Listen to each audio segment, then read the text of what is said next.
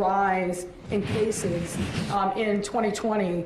And I'll be frank and say, in Chicago, there was a correlation that we believe between remote learning and the rise in carjacking. Having talked to state attorneys who were dealing with these cases in juvenile court and others, a lot of parents went to work during the day thinking their teenagers were logged on for remote learning, only to find they're stealing cars. And I asked, is there some new market for stolen cars? And unfortunately, the answer was no. That for many of these kids, some of whom had no prior involvement in the criminal justice system, this was pure boredom. But we're way past that point now, and we've got to bend the curve on this issue.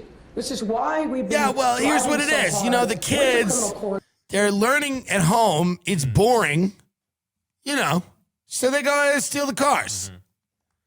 They steal the cars, and what are you going to do? They're bored. They're kids.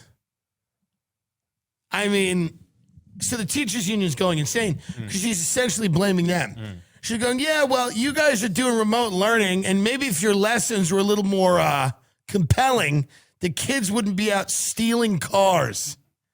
How about not phoning it in when you're on Zoom? Make it good.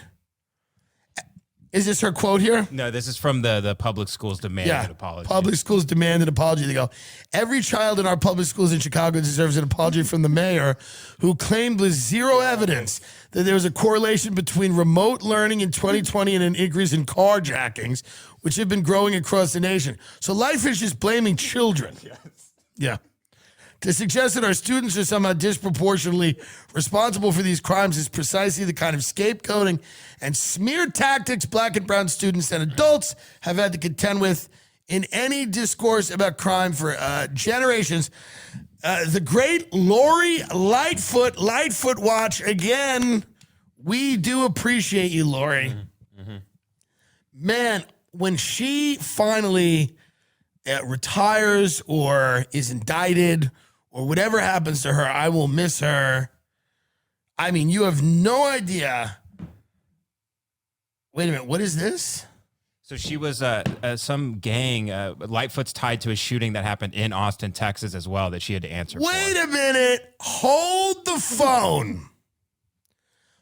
Are you telling me that my two favorite things, Lori Lightfoot, corrupt mayor of Chicago, and the violent hellscape known as Austin, Texas, are intersecting? How has this happened? I don't know. Can you tell us? It's like because you produce our show. Yeah, it's like a crossover episode. It's great. So months after publicly clashing over a deadly shootout in Austin, Mayor Lori Lightfoot and Cook County State's Attorney Kim Foxx appeared together Thursday to announce gun charges against a man who was wounded in the gang-related exchange of gunfire. Thomas Dean, 20, was charged with aggravated unlawful use of a weapon after he was found with 3 guns used in the shooting. Fox said at least one was a machine gun. At the time of arrest, Dean was facing 3 additional gun charges in a separate case, Cook County court records show. So Lightfoot didn't rein him in, and then his reach extended to Texas, it seems. She's doing what she can here. Go to Drudge. Let's see if there's anything breaking on Ukraine before we get out of here.